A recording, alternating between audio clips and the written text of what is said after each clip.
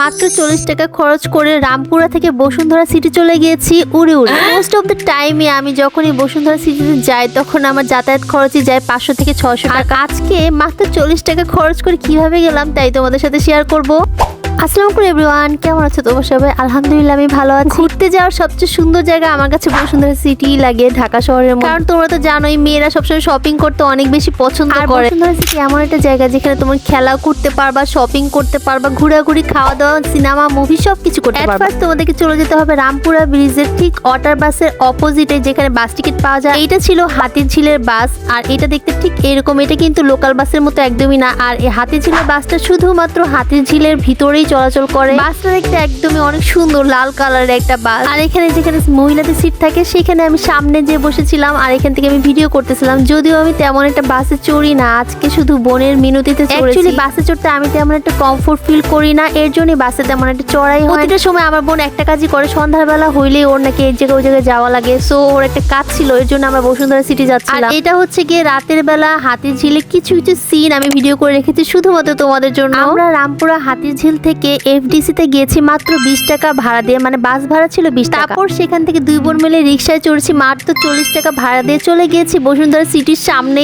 যেহেতু দুই বোন ভাড়া ভাগাভাগি করে দিচ্ছিলাম, সো ওর 20 টাকা আমার 20 টাকা, এইভাবে করে 40 টাকা খরচ হয়েছে। আর এফডিসির পর থেকে বসুন্ধরা সিটির যে রাস্তাটা এত সুন্দর, দেখো তোমাদেরকে দেখায়, একদম খুবই ফ্রেশ একটা রাস্তা। কিন্তু ফ্রাইডে ছিল, একটু জ্যাম ছিল। রিক্সা দিয়ে চলতে চলতে আমরা একদম কারণ বাজারের সামনে চলে আসছি, আর সামনে কিন্তু মেট্রো ট্রেন স্টেশন। এত বছর ধরে ঢাকায় থাকি, এখনো কিন্তু মেট্রো ট্রেন উঠতেই পারেনি। ওই যে দেখো কারণ বাজারে মেট্রো ট্রেন স্টেশন, কারণ আমাদের বাসা থেকে মেট্রো ট্রেন স্টেশন গুলো অনেক বেশি দূরে, তাই উঠাই হয় না। ছোটবেলায় এই ঝর্ণাটা আমি দেখতে আসতাম আমার মামার সাথে। ইস্কাটন থেকে হাঁটতে হাঁটতে এখানে চলে আসতাম, তখন এই রাস্তাগুলো কতই না কাছে মনে হতো। আর সেই ঝর্ণাটা কালারফুল একটা পানি পড়তো, এত সুন্দর লাগতো। আজকে বেরিয়ে দেখলাম ঢাকা শহরটা একদম পতাকা দিয়ে সাজিয়েছে, জানি না কেন। এইভাবে করে রিক্সাতে ঘুরতে ঘুরতে একদম চলেই আসছি। ওই যে দেখা যায় একদম বসুন্ধরা সিটি। ভিডিওটা রাতের বেলা করা, তাই তেমন একটা বোঝা যাচ্ছে না, যেহেতু রাতের বেলা গিয়েছি কি আর করা। আমার বোনটাকে তো আমি সেই বকা দিচ্ছিলাম, বিকাল থেকে একটু বলে নাই, তাহলে সকাল সকাল আসতাম, ভিডিও করে চলে যেতাম, আর ওর কাজটাও হয়ে যেত। আজকে আমি মুঠো ভরে চুড়ি পরেছি, একদম এখানে 24টা চুড়ি আছে গাইস, আর এই চুড়িগুলো আমার অনেক বেশি পছন্দের। টাইমে আমি যদি কোনো কিছু পছন্দ হয়ে যায় সেটা অনেক বেশি করে কিনে ফেলি। তোমরা যদি পারো ফ্রাইডেতে অ্যাভয়েড করবা